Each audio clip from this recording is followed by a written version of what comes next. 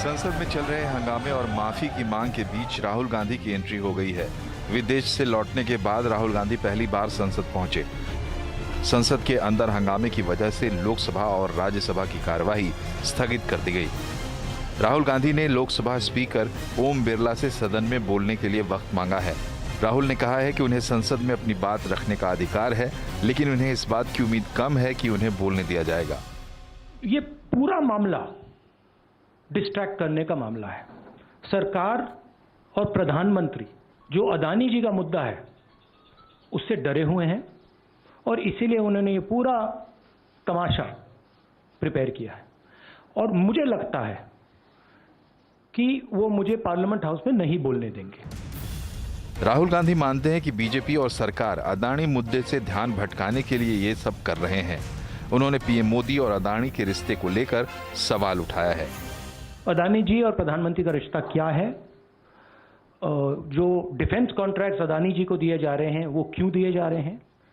जो श्रीलंका में बांग्लादेश में बात हुई है वो क्यों हुई, किसने की?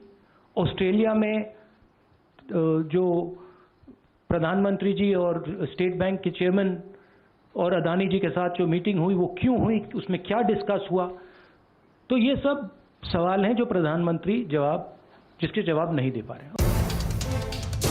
विदेश में दिए बयान को लेकर बीजेपी अब भी राहुल से माफी की मांग पर अड़ी हुई है। बीजेपी का कहना है कि अगर राहुल गांधी माफी नहीं मांगेंगे तो वो उनके खिलाफ कैंपेन चलाएगी। राहुल गांधी की आदत हो गई है, विदेश जाएंगे तो भारत के लोकतंत्र, भारत की जनता, 140 करोड़ की भावनाओं, संवेदनशीलता का अपमान करेंगे। बीजेपी का स्पष्ट आरोप है राहुल गांधी को माफी मांगना चाहिए। राहुल गांधी या कांग्रेस के नेता अपने हिसाब से जो भी काम करते हैं, जो बोलते हैं, वो उनका मर्जी है, लेकिन देश को गाली देने का, देश को बदनाम करने का किसी को अधिकार नहीं है। अदानी मामले पर जेपीसी की मांग को लेकर ज्यादातर विपक्षी दल एकजुटता दिखा रहे हैं। अपनी मांग को लेकर विपक्ष के सांसदों ने सदन के बाहर मानव श्रृंखला बनाई। सवाल ये है कि संसद में सत्ता पक्ष और विपक्ष के बीच चल रहा घमासान कब बंद होगा? संसद चलने देने की जिम्मेदारी किसकी है? असली मुद्दे से ध्यान भटकाने की कोशिश कौन कर रहा है? या दोनों पक्षों को अपना अपना हथियार मिल गया है जिसका इस्तेमाल वो खुद के बचाव में कर रहे हैं?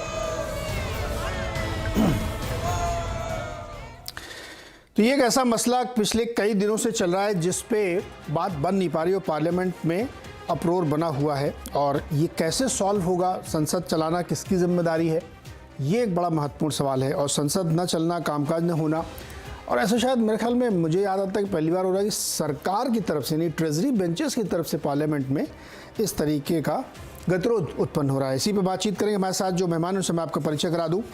भारतीय जनता पार्टी की तरफ से सांसद और प्रवक्ता अपराजिता सारंगी जी हमारे साथ हैं। साथ ही कांग्रेस पार्टी की ओर से उनके राष्ट्रीय प्रवक्ता चरण सिंह सापरा साहब हमारे साथ हैं। दो वरिष्ठ पत्रकार सतीश के सिंह और ब्रजेश शुक्ला जी हमारे साथ जुड़ रहे हैं। साथ ही लंदन से हमारे साथ जुड़ रहे हैं बीबीसी हिंदी के पूर्व संपादक शिवकांत शर्मा जी। आप सबका सर बहुत बहुत स्वागत है। अपराजिता सारंगी जी, राहुल जी से माफ़ी मांगने की जिद और पार्लियामेंट नहीं चलने देना, आप वो तो ये भी कह रहे हैं कि आप उनको बोलने भी नहीं दे रही हैं। वो अपनी बात रखना चाहते हैं पार्लियामेंट में, आप लोगों ने उनके ऊपर इल्ज़ाम लगाया, तो क्यों नहीं उनको बोलने दे रही? आप सबको मेरा नमस्कार। मैं आपके माध्यम से राहुल गांधी जी को याद दिलाना चाहती हूं कि जब वो वायनाड के एमपी के तौर पर निर्वाचित हुए थे तो उन्हें लोकसभा में खड़े होकर संविधान की शपथ लेनी पड़ी थी, और वह शपथ क्या थी वह आपके समक्ष में उपस्थापित करूंगी। मैंने भी वो शपथ ली है, इसलिए मुझे याद है। उन्होंने कहा था कि मैं विधि द्वारा स्थापित भारत के संविधान के प्रति सच्ची श्रद्धा और निष्ठा रखूंगा और मैं भारत की प्रभुता और अखंडता अक्षुण्ण रखूंगा तथा जिस पद को मैं ग्रहण करने वाला हूं उनके कर्तव्यों का श्रद्धा पूर्वक निर्वहन करूंगा। यह उनके शब्द थे, यह शपथ है। और देखिए, बाहर जाकर, विदेश में जाकर, कैम्ब्रिज यूनिवर्सिटी और लंदन में जाकर भारत का अपमान करना मुझे लगता है भारत के सांसद को तो शोभा नहीं देता है, भारत के किसी भी नागरिक को शोभा नहीं देगा, लेकिन सांसद को तो यह नहीं करना चाहिए। और यह भारत के मान सम्मान और अभिमान की बात है। और इसी वजह से भारतीय जनता पार्टी हो, एनडीए हो, हमारी सरकार चाहती है कि वो लोकसभा में आए और देश से माफी मांगे। मुझे लगता है कि लोकसभा देश की सबसे बड़ी पंचायत है, लोकसभा के वो सदस्य हैं और यहां आकर वो देश से माफी मांगे। आज देखिए हमने सबने उनका प्रेस कॉन्फ्रेंस देखा। प्रेस कॉन्फ्रेंस में एक बार भी उन्होंने खेद व्यक्त नहीं किया। उन्होंने यह नहीं कहा कि मैंने जो लंदन में कहा मुझे कहना नहीं चाहिए था। देखिए, हम सब शिक्षित लोग हैं, इसका एक पक्ष है जिसे हमें समझना होगा। भारत विरोधी बयानों का भारत विरोधी ताकतों द्वारा भारत की छवि को खराब करने के लिए दुष्प्रयोग किया जा सकता है या किया जाता है, हम सब जानते हैं। आंतरिक तत्व हैं, बाह्य तत्व है, वो चाहते हैं कि इस तरह से भारत की छवि को खराब किया जाए, उन्हें मसाला मिले, अगर मैं यह शब्द का प्रयोग करूं तो मुझे लगता है कि एक लक्ष्मण रेखा के अंदर जब हम भारत के बाहर जाएं तो लक्ष्मण रेखा के अंदर हमें रहना पड़ता है। भारत की गरिमा, अपराजिता जी, राहुल जी का ये कहना है, हमें व्यवहार करना, राहुल जी का ये कहना है कि उन्होंने ऐसी कोई बात नहीं कही जिसके लिए उनको माफी मांगनी चाहिए। प्लस वो कह रहे हैं संसद में हम इस बात का जवाब देंगे कि जो हमने वहाँ बोला है और हमारे खिलाफ 4 आपके मंत्रियों ने बोला है, तो मैं इसका जवाब संसद में देना चाहता हूँ। मैं बताना चाहता हूँ कि मैंने क्या बोला है, वो गलत है कि सही है, तो आप उनको बोलने तो दीजिए पहले, तब डिसाइड होगा ना। देखिए, मैं कह दूं, देखिए, फायर एंड स्कूट होता है। आपने फायर किया और आप चलते बने। वो यही चाहते थे कि वो एक्सप्लेनेशन दे दें, वो फायरिंग कर दें लोकसभा में और चले जाएं। ऐसा नहीं होता है। उन्होंने गलती की है और यह गलती का प्रमाण हमारे पास है। हम सबने सुना है, 140 करोड़ लोगों ने सुना। उन्होंने क्या कहा? उन्होंने कहा हमें भारत में बोलने नहीं दिया जाता है, लोकतंत्र भारत में खतरे में है, सारी संस्थाएं बंधक बनी हुई हैं। उन्होंने सारी संस्थाओं की स्थिति पर भी प्रश्न चिन्ह लगाया और यूरोप और अमेरिका ऐसी स्थिति में क्या कर रहे हैं, इसका अर्थ हुआ कि भारत के लोकतंत्र की रक्षा क्यों नहीं कर रहे हैं। चीन की उन्होंने भूरी भूरी प्रशंसा की। देखिए, हम सब शिक्षित हैं, जैसा कि मैंने कहा, और हम सब ने उनके भाषण को सुना है। और मैं कह दूं, कब उन्हें भारत के अंदर बोलने नहीं दिया गया? आप याद करें, ये जो 4000 किलोमीटर की भारत जोड़ो यात्रा उन्होंने की कश्मीर से कन्याकुमारी तक, हर जगह जहां मिला सुयोग उन्होंने आदरणीय प्रधानमंत्री जी की और उनकी सरकार की छवि को खराब करने का काम किया, दुष्प्रचार फैलाने का काम किया। लेकिन हम लोगों ने कुछ नहीं कहा। और मैं आपको याद दिला दूं, मुझे बस 30 सेकंड है, मैं आपको याद दिला दूं कि जिस दिन राष्ट्रपति जी का अभिभाषण हुआ था और उसके बाद फ्लोर उन्हें दिया गया, 45 मिनट तक राष्ट्रपति जी के अभिभाषण के तत्वों पर कुछ न कहकर उन्होंने अडानी और अडानी की कंपनी के विषय में कहा, बिना प्रमाण के बहुत कुछ कहा।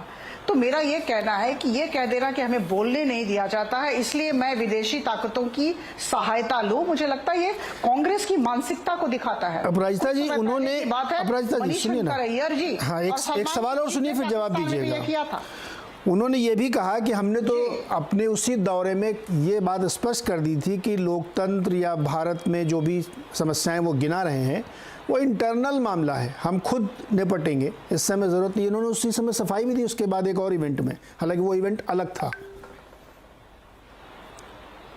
देखिए, हम सब ने सुना है भाषण, हो सकता है उन्होंने क्विक फिक्स सॉल्यूशंस लगाने की बाद में कोशिश की हो, लेकिन मैं कह दूं कि सबने सुना है और सब हतप्रभ है। ऐसा नहीं है कि सिर्फ भारतीय जनता पार्टी और एनडीए के मेंबर्स हतप्रभ है, पूरा देश हतप्रभ है कि कोई एक सांसद ऐसा कैसे कर सकता है। ना समझ ही रहते तो ठीक था, उलझने बढ़ गई जब से समझदार होने की कोशिश की। अब समझदार होने चले, मुझे लगता है यह अपरिपक्वता भी हो सकती है और सोची समझी साजिश भी हो सकती है। भारत के अंदर तो बोलने का उन्हें मौका दिया जा रहा था, हर बार बोल रहे थे, संसद के अंदर उन्होंने कहा है। और मैं कह दूं कि आज भगवान का लाख लाख शुक्र, मैं संसद में थी, मैं लोकसभा में थी, उनका पदार्पण हुआ। 52% अटेंडेंस है, लेकिन आज वो आए क्योंकि उन पर बहुत प्रेशर था। और सबसे बड़ी बात आज हुई, एक अजीब सा दृश्य मैंने देखा।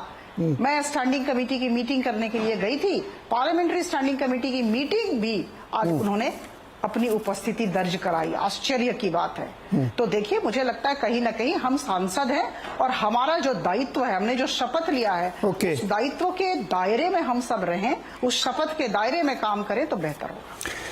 सापरा जी, सरकार का, भारतीय जनता पार्टी का, अपराजिता जी कह रही हैं कि राहुल गांधी ने देश का अपमान किया है और वो भी एक शपथ ली हुई है संविधान की।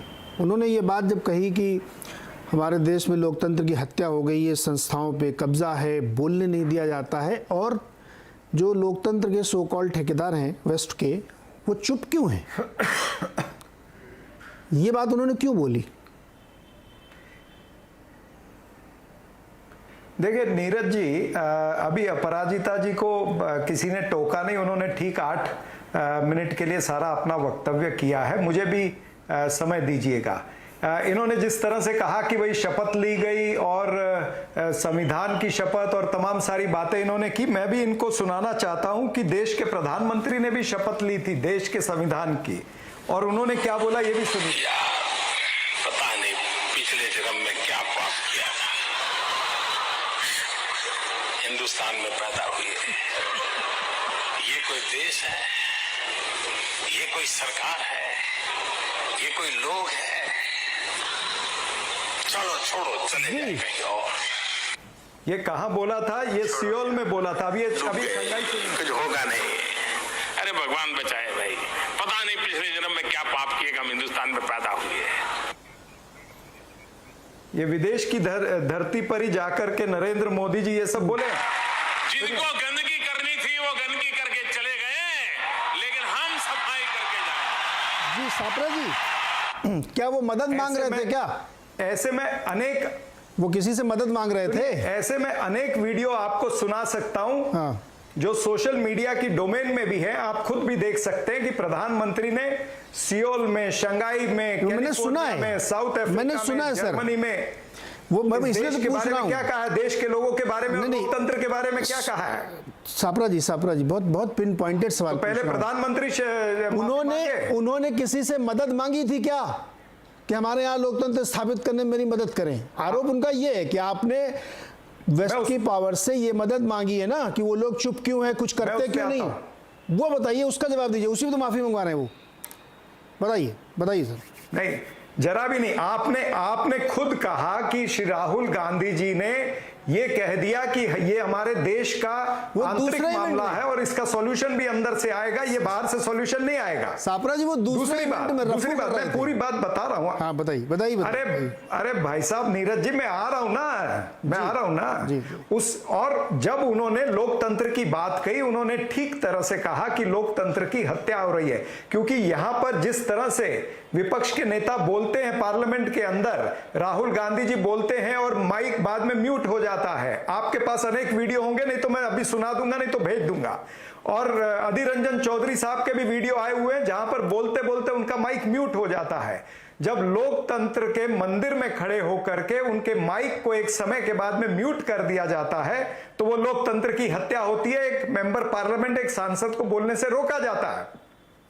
और जब इस देश के अंदर कोई पत्रकार या नेहा राठौड़ जैसी गायिका या और ऐसे साधारण लोग अगर सत्ताधारी पार्टी के खिलाफ कुछ बोलते हैं तो उनके ऊपर केसेस होते हैं, तो लोकतंत्र की हत्या होती है। जब महाराष्ट्र की सरकार 50 खोखे की सरकार बना करके उसको छीन लिया जाता है, जब कर्नाटक के विधायकों को छीन लिया जाता है, जब विधायकों की खरीद फरोख्त कर्नाटक, महाराष्ट्र, मध्य प्रदेश, उससे पहले मणिपुर, गोवा, ये तमाम सारी चीजों में होती है, तो लोकतंत्र की धज्जियां उड़ाई जाती है। ये तमाम सारी बातें जो है, ये राहुल गांधी जी का कहने का परिप्रेक्ष्य वहां पर था कि हमारे देश के अंदर लोकतंत्र की हत्या हो रही है।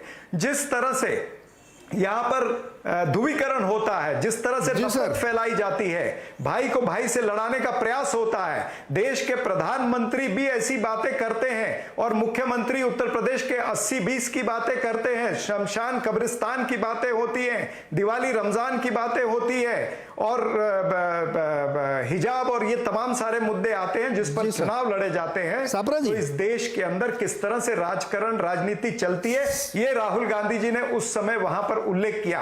और ये तमाम सारी बातें तो राहुल गांधी जी देश में भी करते आए हैं। 3900 किलोमीटर जब चले और 150 दिन जब चले तो यही सारी बातें करते थे। तो क्या यहाँ का मीडिया दिखा नहीं रहा था, विदेश देख नहीं रहा था क्या? जी सुनो ना, राहुल गांधी पार्लियामेंट में बोले तो वो क्या आपके टीवी चैनल विदेश में नहीं देखे जाते हैं? सीएनबीसी आवाज को विदेश में कोई नहीं देखता है क्या? मात्र देश में ही देखते हैं। कमाल का अजूबा खड़ा किया हुआ है। सुनिए सर, सुनिए, ये मात्र एक ढोंग है अडानी को करने के लिए, अडानी को ध्यान भटकाने के लिए। सवाल का मौका दिए सर। रैली थोड़ी है कि आप दोनों 8-8 मिनट आपने लंबा बोल लिया, उसमें आपने वीडियो भी सुनाया। अब मेरा सवाल ये है कि इसी जहां पे आप कह रहे हैं कि इतनी बंदिशें आप लोगों को बोलने नहीं दिया जाता है, 40-41 मिनट की स्पीच दी है राहुल गांधी ने, मैंने खुद सुनी है। दूसरा, हाल ही में आप हिमाचल प्रदेश में चुनाव जीते हैं जहां आपको बोलने नहीं दिया जाता। इसी देश में 3-4 राज्यों में आपकी सरकारें चल रही हैं, आपके बहुत सारे विधायक हैं, ये सब कैसे बन गए? अगर यहाँ बोलने नहीं दिया जा रहा तो लोकतंत्र की हत्या तो खैर रोज दिन में 4-5 बार होती है ना। सरकार चल नहीं ना आपकी। हिमाचल अभी जीते ना, कैसे जीत गए आप? हाँ देखिए, लोकतंत्र की हत्या तब कही जाती है जब कल का उदाहरण ले लीजिए, जब 16 पार्टी के 200 सांसद अगर वो ईडी के मुखिया को मिलने जाना चाहते हैं, एक निवेदन देना चाहते हैं, तो क्या बुरी बात है? क्यों उनको रोका जाता है? ये सांसद हैं, कोई आरोपी नहीं है, कोई ये क्रिमिनल नहीं है कि इनको पुलिस 144 लगा करके वहां पर रोक देती है। ये जब इस तरह की घटनाएं होती हैं तब लोकतंत्र खतरे में आता है, तब ये बातें कही जाती है कि जहां पर विपक्ष ने अडानी का सवाल पूछना है वहां पर इनके 10-10 मंत्री खड़े हो जाते हैं।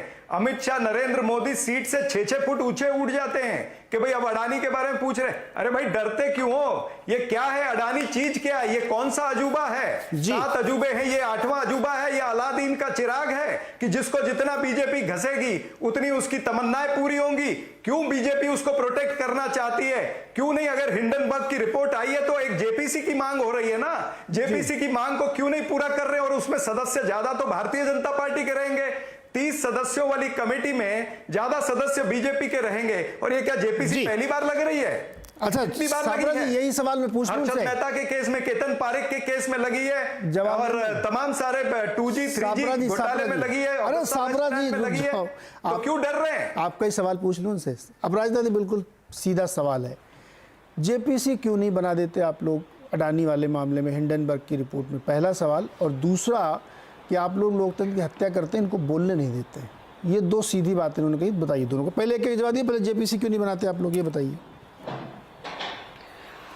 देखिए, मुझे लगता है कि कांग्रेस के आदरणीय प्रवक्ता को ज्ञात होगा कि सुप्रीम कोर्ट में 3 याचिकाएं अदानी इशू को लेकर विचाराधीन हैं और सुप्रीम कोर्ट ने, सर्वोच्च न्यायालय ने अपनी मंशा जताई कि एक एक्सपर्ट कमेटी का गठन हो, और 6 सदस्यीय एक्सपर्ट कमेटी का गठन भी हुआ। और उसके बाद आपको ज्ञात है, मुझे ज्ञात है कि एक्सपर्ट कमेटी अपना काम कर रही है। तो जब एक्सपर्ट कमेटी बनी हुई है तो सर्वोच्च न्यायालय के आदेश पर बनी हुई है, तो हम फिर जेपीसी का गठन क्यों करें? द मैटर इज सब जुडिस। इस बात को सबको समझना होगा। 3 याचिकाएं विचाराधीन हैं और मैं कह दूं कि सुप्रीम कोर्ट की मंशा और काबिलियत पर हम प्रश्न चिन्ह न लगाएं तो बेहतर है। विदेश में जाकर सारी संस्थाओं का तो अपमान किया, सारी संस्थाओं की काबिलियत पर तो प्रश्न चिन्ह लगाया। अब देश के अंदर बैठकर सर्वोच्च न्यायालय पर तो किसी भी तरह की छीटाकशी न करे तो बेहतर है। धैर्य और संयम की जरूरत है। एक्सपर्ट कमेटी का जो रिपोर्ट होगा वो वैसा काम होगा। तो यह पारदर्शी सरकार है। जैसा भी रिपोर्ट आएगा, जैसा भी छोटा जवाब निर्देश आएगा सर्वोच्च न्यायालय की तरफ से, साबरा जी, सरकार ने कहा, कोर्ट ने अब एक कमेटी बना दी और उसको कमेटी में बहुत ही मतलब ख्याति प्राप्त लोग हैं। सुप्रीम कोर्ट के रिटायर्ड जज, हाई कोर्ट के रिटायर्ड जज, 2 टॉप क्लास के बैंकर, एक फादर ऑफ आधार, SBI के पूर्व चेयरमैन। तो कमेटी तो बना दी है, उसकी जांच हो रही। संतुष्ट नहीं आप इससे? देखिए, अब Bharatiya Janata party supreme court की इस कमेटी की जांच के पीछे छुपना चाहती है, जो मैं छुपने नहीं दूंगा। आपको भी पता होगा कि इस कमेटी के टर्म्स ऑफ रेफरेंस जो हैं वो रिव्यू ऑफ रेगुलेटरी फ्रेमवर्क है। वो ये नहीं देखेंगे कि अडानी की कितनी फर्जी कंपनियां मॉरिशस में बनी थी, 38 बनी थी या 40 बनी थी, या उन फर्जी कंपनियों में पैसे कहां से आए, या 82% जो इनके शेयर्स इन्फ्लेट हुए वो क्यों हुए, कैसे हुए।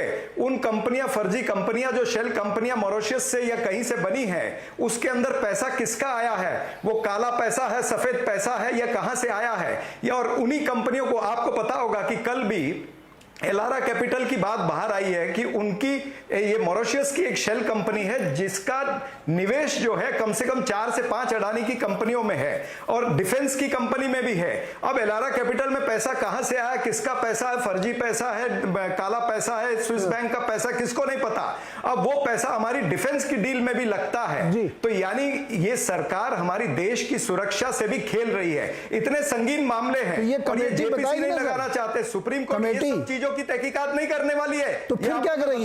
तो क्या करेगी? कोर्ट के पीछे छुप रहे हैं। नहीं, अच्छा एक मिनट सरदार जी, छुप नहीं सकते। सरदार साबरा जी, तहकीकात करनी पड़ेगी। सरदार टर्म्स ऑफ रेफरेंस मैंने आपको बता दिया। सरदार साबरा जी क्या जांचेंगे वो फिर, वो कि प्राइस क्यों ऊपर नीचे हो रहा था शेयर का, ये टर्म्स ऑफ रेफरेंस क्या जेपीसी ना? हाँ, नहीं जेपीसी नहीं, जो ये कमेटी बनी आप कह रहे हैं ये सब कुछ देखेगी, तो देखेगी क्या फिर? क्या जांच करने जा रहे हैं वो? मैंने वही कहा, रिव्यू ऑफ रेगुलेटरी फ्रेमवर्क है, सेबी का रेगुलेटरी फ्रेमवर्क, वो देखा जाएगा, उसकी जांच होगी, उसके ऊपर संशोधन करना। अडानी के एक एक केस के ऊपर डीपली तहकीकात नहीं होगी। नीरज जी, आप भी इनकी बातों में मत आइए। नहीं, मैं इनकी बातों में नहीं आ रहा हूँ। सापरा जी सुनिए ना, भारतीय जनता पार्टी के प्रवक्ता बेवकूफ बना रहे हैं। सापरा जी सुनो ना, अरे भारतीय जनता पार्टी के प्रवक्ता को क्यों बीच में ला रहे हैं? मैं ये कह रहा हूँ कि जब भी कोई इस तरह कमेटी बनती ना, तो इसमें जब टेक्निकल इश्यूज पे आप जाएंगे, जब उसकी जांच होगी, तो ऐसा नहीं होता कि A-B-C तक गया, उसके बाद मैंने फुल स्टॉप, इसके आगे मैं पूछूंगा नहीं सवाल। वो पूरी वहां तक जाती है चेन। और आप देखेंगे, हम लोग खैर 2 महीने बाद कहे, लेकिन विशांत अरोड़ा, मैं थोड़ा अपने मेहमानों के पास चल जाऊँ, आप दोनों लोगों से काफी चर्चा हो चुकी है। मैं जब आपको कह रहा हूं कि उसके टर्म्स ऑफ रेफरेंस मात्र रिव्यू ऑफ रेगुलेटरी फ्रेमवर्क है, तो आपको समझ जाना चाहिए। सर, अगर रेगुलेटरी ऑफ लिमिटेड दायरा है, सर, अगर कोई रेगुलेशन का वायलेशन नहीं हुआ है तो फिर जांच तो वही होगी ना सर, कि क्या गड़बड़ किया है। फिर आप डिबेट दूसरी तरफ चली जाएगी। अभी मैं उधर जाना नहीं चाहता हूँ। आज राहुल जी की बात हो रही है। एक एक चीज में नहीं जाएंगे, क्यों नहीं जाएंगे? एक एक चीज में क्यों नहीं जाएंगे? निटी-ग्रिटी में क्यों नहीं जाएंगे? बिल्कुल जाएंगे। वो क्यों नहीं जाएंगे? ये उसको पूछ, छोड़िए, अच्छा कोर्ट की कमेटी को आप पूछिए ना। अब वो रिपोर्ट आई तो सब पूछा जाएगा, उनके भी लोगों को बुलाइए। फिर शिवकांत जी, नहीं अभी कैसे आ सकते हैं? आपको मीडिया पर ही चर्चा करनी, जब मैं बोल। अरे तो आप भी तो मीडिया पर ही चर्चा करने, महाराज रेफरेंस उनके लिमिटेड है, आप भी तो मीडिया पर ही चर्चा कर रहे हैं। आपको तो आपको ही पता है, आपकी बात में मान लूं कि हाँ यही जांच होगी, मेरे को लग रहा है चर्चा के लिए।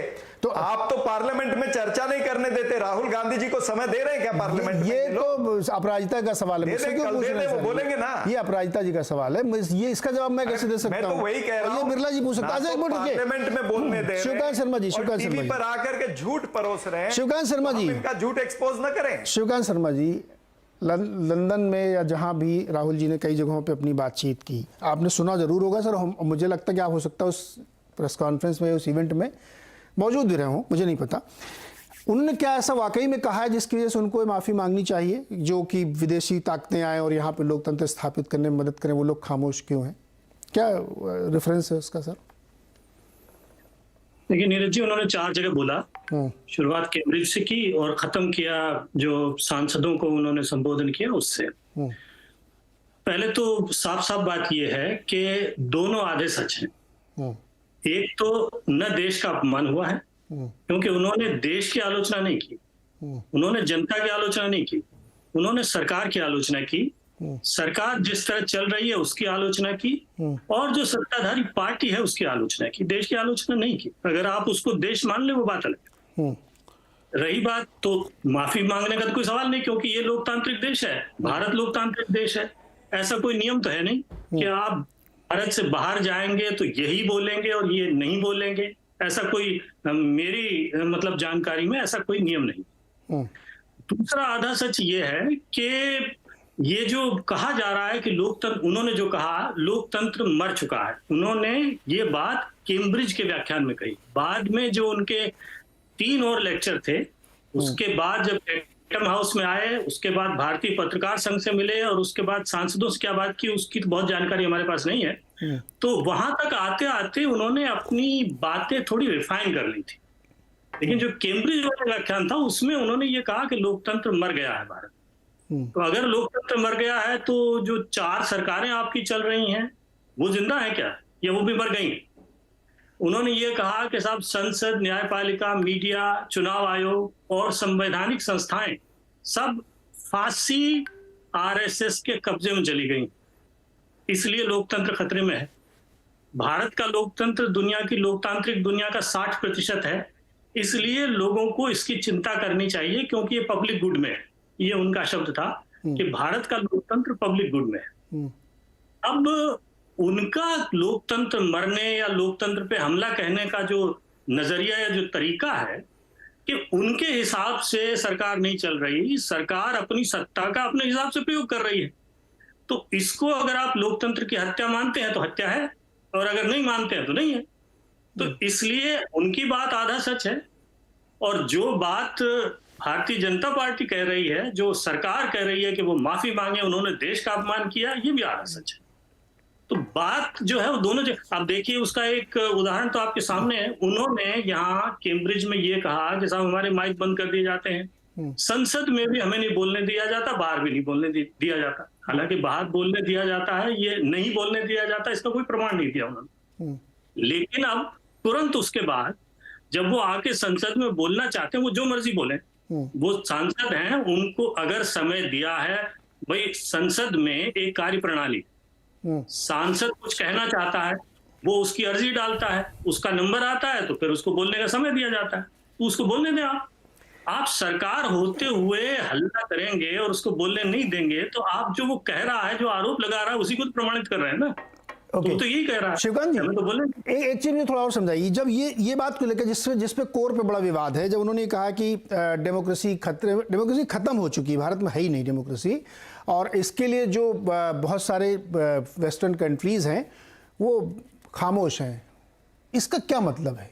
ये क्या संदर्भ क्या है? जब उन्होंने कैम्ब्रिज का व्याख्यान दिया तो उसमें सवाल जवाब नहीं थे, वो मतलब विद्यार्थियों के सामने भाषण था, उसके बाद विद्यार्थियों ने जैसे उनसे बनते 2-4 सवाल किए, तो उसमें सवाल पूछा भी नहीं गया। वहां पर उन्होंने ये कहा था कि लोकतंत्र भारत में खत्म हो गया उसके, और उन्होंने ये कहा कि जो है, क्योंकि भारत का लोकतंत्र दुनिया के लोकतंत्र का 60% है, इसलिए लोगों को चिंता करनी चाहिए। और मुझे हैरत है कि पूरी दुनिया, अमेरिका, यूरोप वगैरह सब चुप क्यों है, ये उन्होंने कहा। तो इसका मतलब क्या है?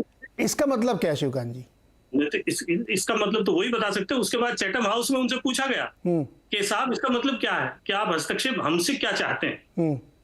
जो मतलब सुनने वाले थे उनमें से एक व्यक्ति ने पूछा, तो उन्होंने कहा हम आपसे कुछ नहीं चाहते, ये हमारी अंदरूनी लड़ाई है, लड़ाई हम ही को लड़नी पड़ेगी। लेकिन उसके बाद जब तीसरी बार उन्होंने कहा, तब फिर कहा कि साहब लोग चुप हैं, लोगों को इसकी चिंता करनी चाहिए। तो उनका आशय मुझे लगता है ये है कि हस्तक्षेप वो नहीं चाहते, लेकिन अगर सरकारें बोले, निंदा प्रस्ताव पारित करें, जैसे बर्मा के खिलाफ करती हैं, चीन के खिलाफ करती हैं, या तो बात तो वही होगी ना शिवकांत जी। हाँ, तो उनको खुशी होगी शायद, हाँ, कि इंटरवेन करें। हाँ, मतलब इंटरवेन करें। भारत में लोकतंत्र की हत्या हो गई, इसलिए विदेशी जो शक्तियां हैं वो खामोश क्यों हैं?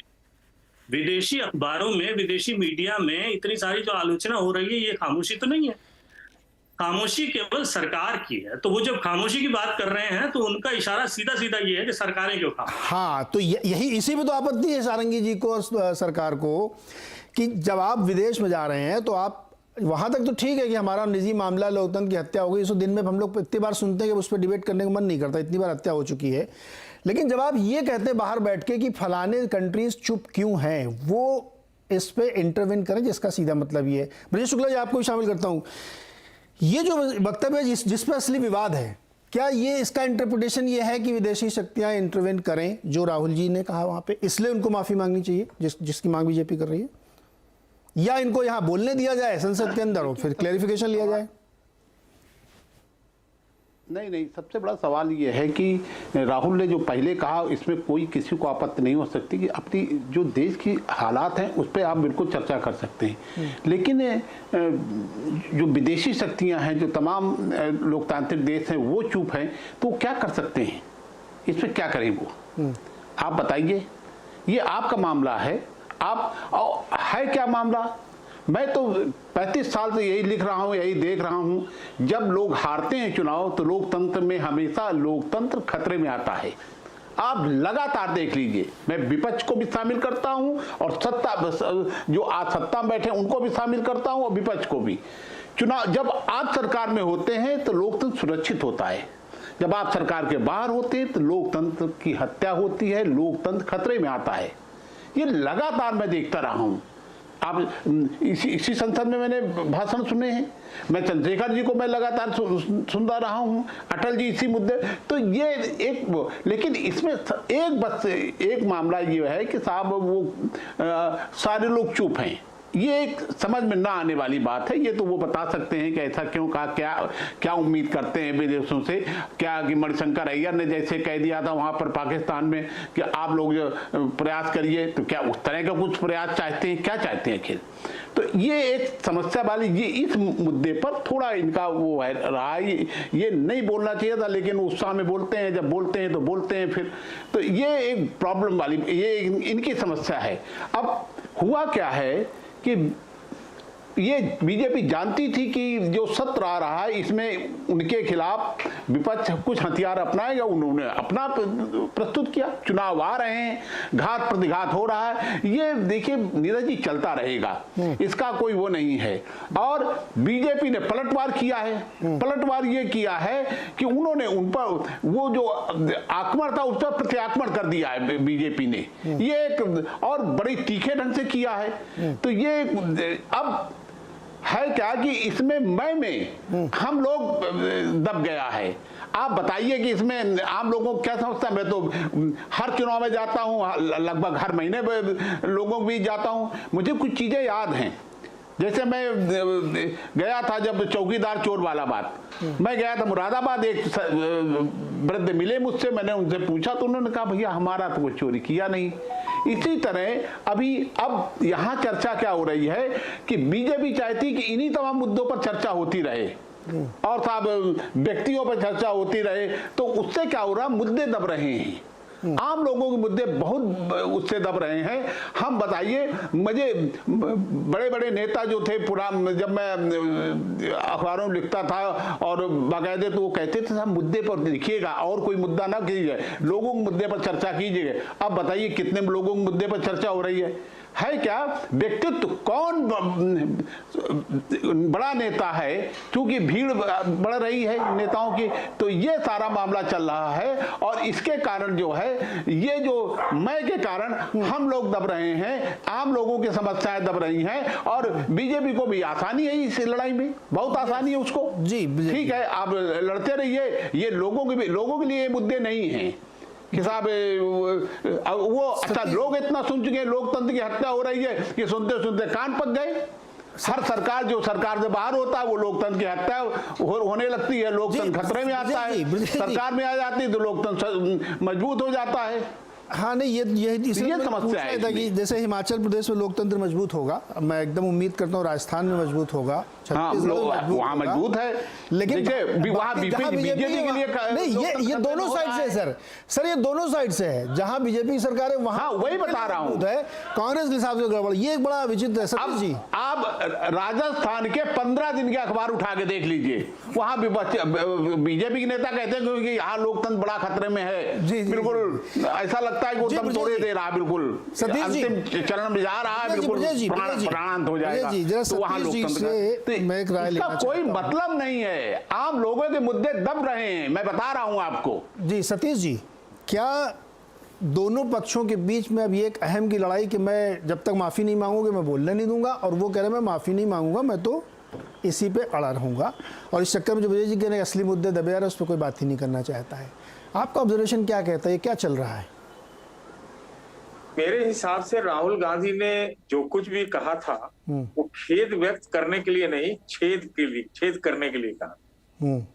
और इस मायने में वो उनका जो ध्यानाकर्षण करने का एक प्रयास था पूरी दुनिया के लेवल पर, उन्होंने वो किया।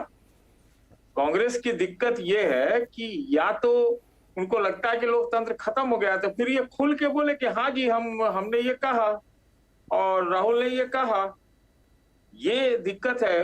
अच्छा वो आधा आधा चलने की बात कर रहे हैं कि बोला भी नहीं भी बोला, सही भी है गलत भी है, तो ये उनकी दिक्कत।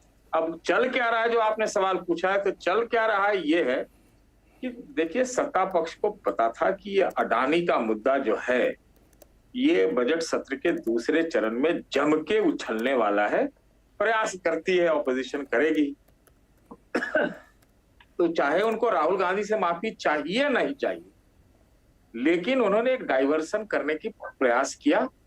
अब इसमें प्रतिस्पर्धा है कि अडानी का मुद्दा ज्यादा चलेगा या राहुल गांधी के माफी का मुद्दा चलेगा। देखिए एक चीज तो मैं जरूर कहूंगा नीरज जी कि जिस प्रकार से राहुल पर जो आक्रमण था बीजेपी का शुरुआती दौर में, जब उन्होंने लंदन में ये सारी बातें कही, तो वो बहुत धारदार था, तीव्र था।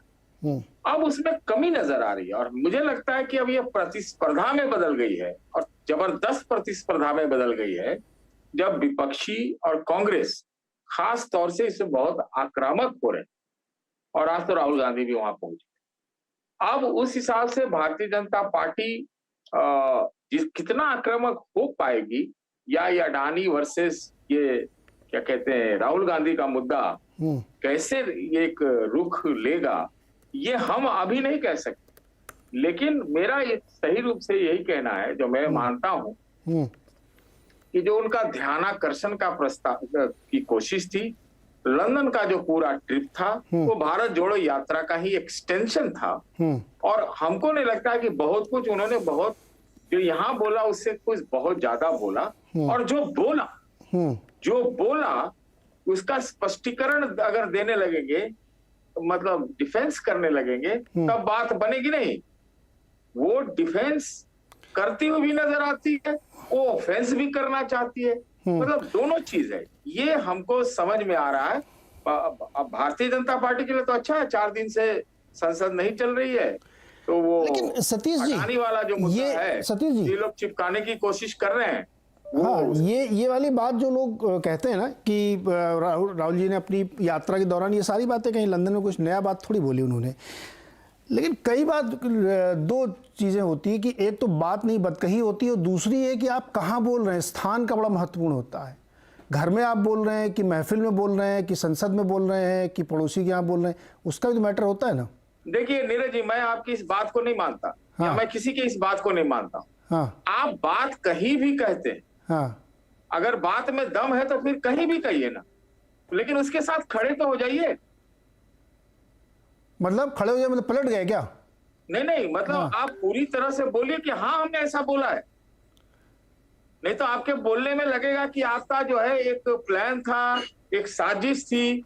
नहीं तो आप खड़े होइए कि हाँ जी हमको ऐसा लगता है कि ऐसा हुआ है, इस पर ऐसा है और हम इसके साथ इस बयान के साथ खड़े हैं। तो खड़े तो हैं सर, वो कहते रहे कि मैं माफी नहीं मांगूंगा, वो कहते रहे माफी नहीं मांगूंगा, मैं खड़ा हूं उस बयान के साथ। देखिए माफी नहीं मांगना और स्पष्टीकरण रोज देना, दोनों में भारी अंतर है। आप बात समझ लीजिए इस चीज। भाई आज क्या अभी भाजपा के प्रवक्ता ने क्या कहा कि ये लोग जेपीसी की मांग अडानी पे करते हैं। जब सुप्रीम कोर्ट ने वो जांच पड़ताल और कमेटी वेटी बना दी है, तो वो भी ये नहीं कह रहे कि जांच की आवश्यकता ही नहीं है। आप बात समझ रहे बात? तो मैं माफी नहीं मांगना और किसी चीज के साथ पूरी तरह जी, शायद नेटवर्क की आवाज चल गई। अच्छा शिवकांत जी, आप इशारा करते, क्विक कमेंट लीजिए, फिर मैं ब्रेक लूंगा, लौट के आके फिर सापरा जी और सारंगी जी के पास आता हूं। आप कुछ इशारा कर रहे थे बोलने के लिए। आप जो स्थान की बात कर रहे थे उसके बारे में मैं बताता हूँ। एक दिलचस्प किस्सा हुआ। मैं सुबह यहाँ जो है पार्क में सैर करने जाता हूँ, तो 3-4 वहाँ अंग्रेज मिलते हैं। उनमें से 2 हैं जिनके बाप राज के दौरान यहाँ भारत में काम करते थे, पैदा वो लोग यहाँ हुए हैं। तो उनसे खेल में आपस में नोकझोंक चलती रहती है, क्रिकेट के बारे में, फुटबॉल के बारे में। तो वो इंडोफाइल हैं, भारत में रुचि रखते हैं, अंग्रेज हैं।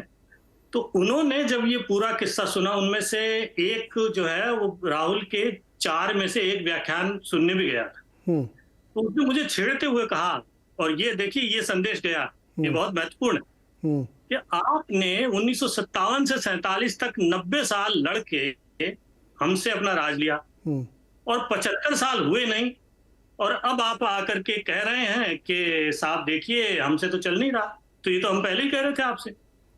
तो ये छेड़ने के अंदाज में मुझसे उन्होंने ये सवाल किया। ठीक है, मैंने उसका जो उस वक्त था तो छेड़खानी पर हमने जवाब दे दिया। लेकिन कुल मिलाकर देखिए कि यहाँ का जो निवासी है उसके मन में किस तरह का संदेश जा रहा है, ये बातें सुन के कि आप घर की लड़ाई यहाँ लेकर के आए हैं, हमसे लड़के आपने राज लिया, और अब आप दोबारा आते हैं कि साहब हमसे तो चल नहीं रहा। तो ये तो सर गंभीर बात है कि आप आलोचना कहाँ कर रहे हैं। जब आप ब्रिटेन में आपकी औपनिवेशिक पावर है, उसके सामने जाकर के जब आप उसके दर पे आलोचना करते हैं तो बात अलग होती है, आप किसी दूसरे देश में आलोचना करते हैं तो बात अलग होती है। सर यही तो बात मैं कह रहा था, लेकिन खैर सतीश जी डिसएग्री हो सकते हैं मुझसे, पूरा अधिकार है उनको, कि बात कहाँ कही जा रही है बहुत महत्वपूर्ण होती है। और वो आदमी जो जिसने भी मजाक में ही कहा होगा, लेकिन बड़ी गंभीर बात कही उसने कि भाई साहब देखिए, जी आपने वो कहा कि डिसएग्री करने की बात नहीं है। मैं कह रहा हूं कि अगर कोई चीज के लिए खड़ा होने की बात होती है, अगर कहे हो तो आप कहो। क्या ऐसे दुनिया में ऐसे उदाहरण नहीं है जो कहे गए हैं इस प्रकार से? मतलब आप ये कह रहे हैं बाद में जो रफू किया उन्होंने अगले इवेंट में, वो नहीं करना चाहिए था, फिर उसी पे नहीं, मैं ये कह रहा हूं कि आप उसको रफू उन्होंने किया या नहीं किया, मुझे नहीं लगता कि उन्होंने रफू किया। अरे उन्होंने कहा ना कि हमारा अंदरूनी मामला हम खुद तय करेंगे, हमको किसी की मदद नहीं चाहिए। ये रफू ही तो था, और क्या था? नहीं, अरे रफू नहीं था, हम आप थोड़ी डिस्कस कर सकते हैं। उस समय वो पूछा गया तो उन्होंने ये बात बोली। अच्छा करने की बात है। सर एक छोटा सा ब्रेक ले लें, छोटा सा एक ब्रेक लेना सतीश जी, लौट के आते हैं तुरंत। अभी सापरा जी और सारंगी जी देखो बहुत गुस्से में होंगे कि मैं बहुत देर से उनके पास गया नहीं। तुरंत आते हैं सर आप लोगों के पास, छोटा सा ब्रेक, लौट के आते हैं।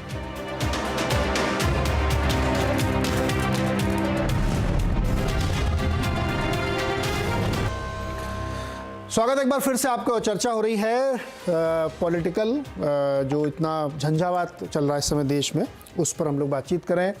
सापरा जी और सारंगी जी प्लीज छोटे छोटे रखिएगा। सापरा जी पहले आप बताइए। देखिए, जो अभी सतीश सिंह जी बात कर रहे थे, सच्चाई वही है कि सत्ताधारी पार्टी जो है वो ध्यान भटकाना चाहती है, असली मुद्दों पर चर्चा नहीं करना चाहती। विपक्ष जब चाह रहा है कि अडानी के मुद्दे पर चर्चा हो तो ये उसका डाइवर्जन चाह रहे हैं। ठीक उसी तरह की बातें ये तमाम सारी चीजें हो रही है। यानी सत्ताधारी पार्टी ये नहीं बताने को तैयार कि अडानी की लूट पर मोदी म्यूट क्यों है। विपक्ष यही सवाल पूछ रहा ना कि मोदी जी म्यूट क्यों है, बताइए ना क्यों म्यूट है। फिर अगर विपक्ष ये पूछ रहा है कि अडानी जी मोदी जी की टूल किट का हिस्सा है या मोदी जी अडानी की टूल किट का हिस्सा है, सच्चाई क्या है? ये अमृतकाल के अंदर मित्रकाल को इतना महत्व क्यों दिया जा रहा है? तो ये तमाम सारे सवाल जो विपक्ष पूछ रहा है, 16 पार्टियों के अगर सांसद पूछ रहे तो क्या वो बेवकूफ है? मात्र नरेंद्र मोदी सयाने हैं कि वो कुछ उत्तर नहीं देना चाहते? यानी आप कहीं ना कहीं बचना चाह रहे हो ना, आपके पास सवालों का उत्तर नहीं है।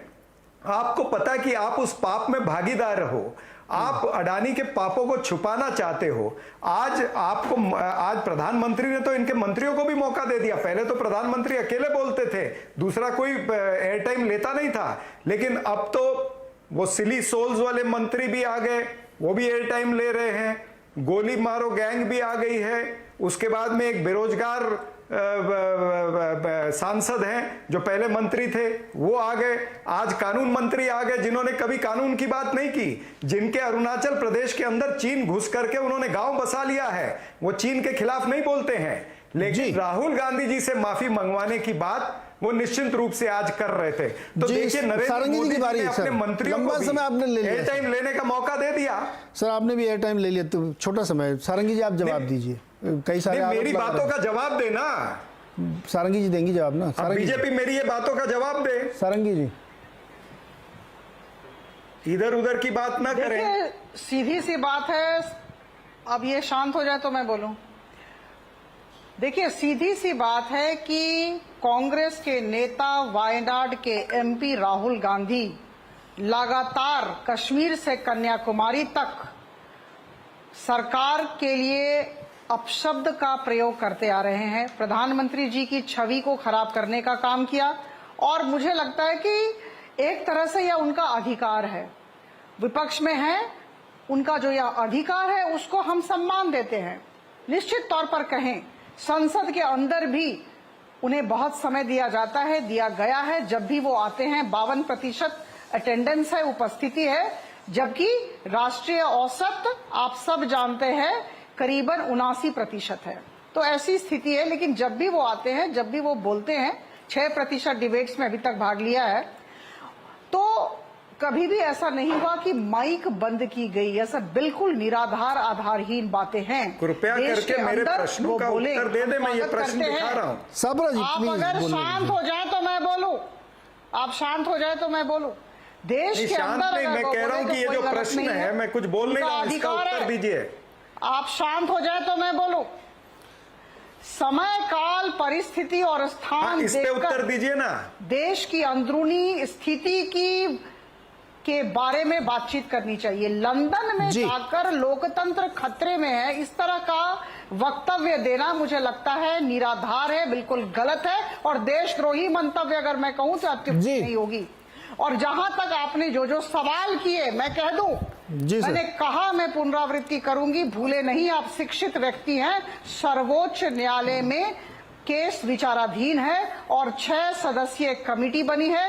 कमेटी अपना काम कर रही है। सर्वोच्च न्यायालय मंशा और सर्वोच्च न्यायालय की कार्य प्रणाली मतलब बीजेपी हमारे से सवाल पूछेगी जी, लेकिन अडानी की लूट पर मोदी म्यूट। सापरा जी, उस पर कमेटी बन गई है ना यार। आप तो फिर अब वो फिर आप सुप्रीम कोर्ट पे बिलीव नहीं है। मैंने एक बार आपको कोर्ट पे भरोसा नहीं है, सरकार पे भरोसा नहीं है, तो फिर सब राम भरोसे चल रहा है क्या? भरोसा है नहीं तो फिर उनकी कमेटी की रिपोर्ट आने दो ना। पूछ रहे हैं तो वो कमेटी की रिपोर्ट आने दीजिए ना सापरा जी, कमेटी की रिपोर्ट आने दीजिए ना। फिर नहीं है क्या?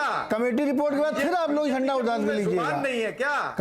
अरे अभी कैसे जवाब दे देंगे? जब एक जांच कमेटी बनी हुई है तो उसकी रिपोर्ट आने दीजिए। पूछ रहा है ब्रजेश शुक्ला जी। अरे सर, ब्रजेश शुक्ला जी से मैं बात कर लूं क्या? छोटा समय है, आप भी इनको मदद करना चाहते हैं। सर सुनिए ना, मैं तो सच बोलता हूँ। करना चाहते हैं क्या? मैं सच बोल रहा हूँ, मैं सच बोल रहा हूँ सर। उत्तर दे दे। और सच तात्कालिक ये है सरदार सापरा जी, म्यूट क्यों है? सर मैं अब आप मेरे को सुन लीजिए। सच आज का ये है कि एक कमेटी बनी हुई है जिसकी रिपोर्ट आएगी, उसके बाद आप ये सवाल फिर खड़े करिए कि आप संतुष्ट नहीं है। लेकिन बीच में आप जब ये सवाल उठाते हैं और आप नहीं मानते, अब देखिए फिर मैं अभी एक ऐसी बात कहूंगा। मतलब ये है कि पार्लियामेंट के अंदर अब अडानी पे चर्चा नहीं होगी और आप भी नीरज जी समर्थन करते ना इस बात का। मैं क्यों समर्थन करूंगा? दर्शक देख रहे हैं कमेटी, सुनिए सर, सीएनबीसी समर्थन कर रहा है। कमेटी की रिपोर्ट आने से पहले, कमेटी की रिपोर्ट आने से पहले, सुप्रीम कोर्ट की रिपोर्ट आने से पहले कोई चर्चा ठीक नहीं है, ये मैं कह रहा हूं। आप जाइए कोर्ट कर दीजिएगा जाके मुझे कि कमेटी रिपोर्ट आने से पहले किसी प्रकार की चर्चा नहीं होनी चाहिए। कम से कम सुप्रीम कोर्ट की इज्जत को तो ख्याल करिए आप लोग। सुप्रीम कोर्ट एक रिपोर्ट दे रहा है, उसके बाद चर्चा करिएगा ना। आप सुप्रीम कोर्ट की इज्जत की बात मत करिए। और किसकी बात करूं मैं उसी कोर्ट की बात कर रहा हूं। अडानी की चर्चा पार्लियामेंट में होनी चाहिए। कोर्ट की रिपोर्ट आने के बाद बस जवाब तो सुन लो महाराज। चर्चा होनी चाहिए या नहीं? जवाब सुनेंगे आप? अडानी पर चर्चा होनी चाहिए नहीं होनी चाहिए? जवाब सुन लो। कोर्ट की रिपोर्ट आने के बाद बात खत्म। कोर्ट की रिपोर्ट आने से पहले इस पे कोई मतलब नहीं बात करने का, वरना सुप्रीम कोर्ट की कमेटी क्यों बनी हुई है? आप उसकी रिपोर्ट का इंतजार क्यों नहीं कर रहे हैं?